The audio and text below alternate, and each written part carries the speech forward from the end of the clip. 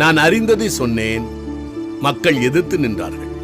இதுதான் நடந்ததை தவிர மற்றபடி வேறொன்றும் இல்லை. உங்க கருத்துப்படியே நான் வரேன். நீங்க ஒரு இந்து, நீங்க வணங்குவது கிறிஸ்து. நீங்க கிறிஸ்தவர் ஆனால் இந்து. அதெல்லாம் இருக்கட்டும். ஆனா அந்த கிறிஸ்து இந்துவா? அவர் வெள்ளைக்கார கடவுள் தானே? அவர் வெள்ளைக்கார கடவுள் இல்லை. இயேசு கிறிஸ்து பாலஸ்தீனத்தில் பிறந்தவர். அது ஆசியா கண்டத்தில் இருக்கு. அவர் ஆங்கிலம் பேசவில்லை. அவர் பேசிய மொழி அரமேயம். இயேசு கிறிஸ்து என்பதற்கு இரட்சகர் என்று பெயர். அவர் உலக இரட்சகர் என்று வேதாகமம் சொல்லுகிறது. அப்போ நீங்க சொல்றபடி பார்த்தா அவர் இந்தியர்களுக்கு மாத்திரம் கடவுள் அல்ல, அவர் உலகத்தின் கடவுள் என்றால் ஏன் இந்தியாவில் அவரை முக்கியப்படுத்துறீங்க? இந்தியாவும் உலகத்துல தானே இருக்கு. இந்தியா இந்துக்களுக்கு மட்டுமே என்று சொன்னால், இந்தியாவை படைத்தது இந்து கடவுள் என்றால் வெளிநாட்டை படைத்தது யார்? இந்து மதம் என்றால் இந்திய மதம் என்று பொருள். உலகில் எங்கும் அமெரிக்க மதம், இங்கிலாந்து மதம் என்று ஒன்றுமே இல்லை. இப்படி நாம் பார்க்கும்போது கடவுள் பலராக தெரியும். எல்லா கடவுளும் ஒன்றுதானே? இல்லை, எல்லாருக்கும் ஒரே கடவுள்.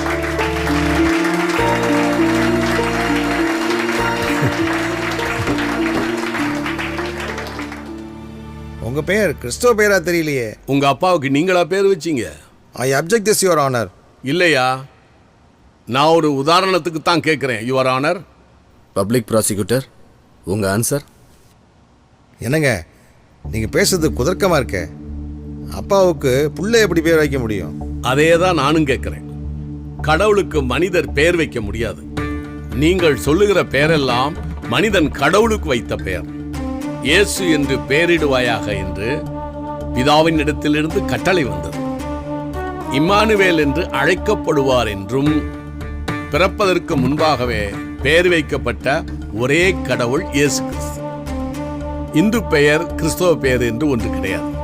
மனிதனோ முகத்தை பார்க்கிறான், கடவுளோ இருதயத்தை பார்க்கிறார்னு பைபிள் சொல்லுது. என் பெயர் சிவஞானம். சிவம் என்றால் அன்பு.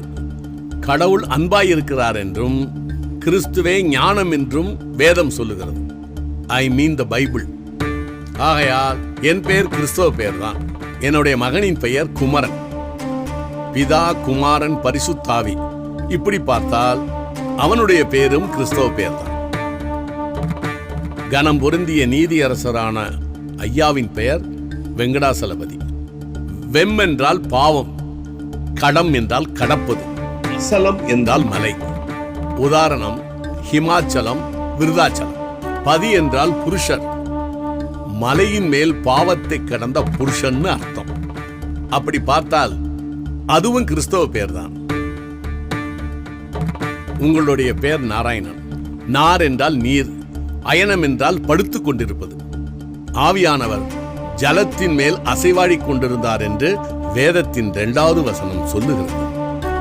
நாராயணன் என்றால் பரிசுத்த ஆவி என்றும் அர்த்தம். This is for your kind information. நீங்கள் இப்படி பேசுவது மத பிரச்சாரம் இல்லையா? இது மத பிரச்சாரம் அல்ல. ஏனென்றால் கிறிஸ்தவம் மதம் அல்ல, அது அனுபவம். மதம் மனிதன் கண்டுபிடித்தது. இயேசு கிறிஸ்துவே என்னை பின்பற்றுங்கள் என்று சொன்னாரே தவிர என் மதத்தை பின்பற்றுங்கள் என்று சொல்லவில்லை. ஆன்மீகம் வேறு, மதம் வேறு. மதம் மனிதன் கடவுளை தேடுவது, ஆன்மீகம் என்பது கடவுள் மனிதனை தேடுவது. இதுதான் வித்தியாசம்.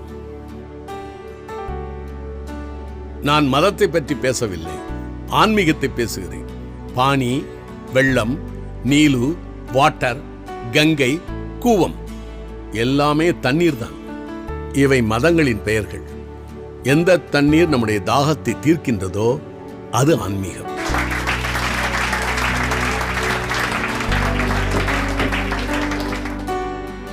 சத்தியம் ஒன்றுதான் இருக்க முடியும். அந்த சத்தியம் என்ன என்று அறிந்த பின்பு இந்த உலகத்துக்கு சொல்ல வேண்டும் என்பது கடமை. சுவிசேஷம் விதைப்பது என் மேல் விழுந்த கடமை. அதை விதைக்காவிட்டால் எனக்கு ஐயோ என்று என்னுடைய வேதம் சொல்லுகிறது. இந்த உலகத்தில் நமக்காக பிறந்து, நமக்காக வாழ்ந்து, நமக்காக உபதேசம் செய்து, சிலுவையிலே அறையப்பட்டு, மரித்து 3ஆம் நாள் உயிர்த்தெழுந்து செல்லும் போது பயப்படாதிருங்கள், சதா காலங்களிலும் நான் உங்களோடு கூடவே இருக்கிறேன் என்று சொன்னவர் இயேசு கிறிஸ்து.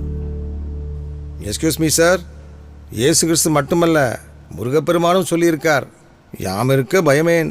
You are right sir. ஆனா ஒரு சின்ன வித்தியாசமும் இருக்கு. யாம் இருக்க பயமேன் என்று சொன்ன முருகப்பெருமான் கையில் வேல் இருக்கிறது.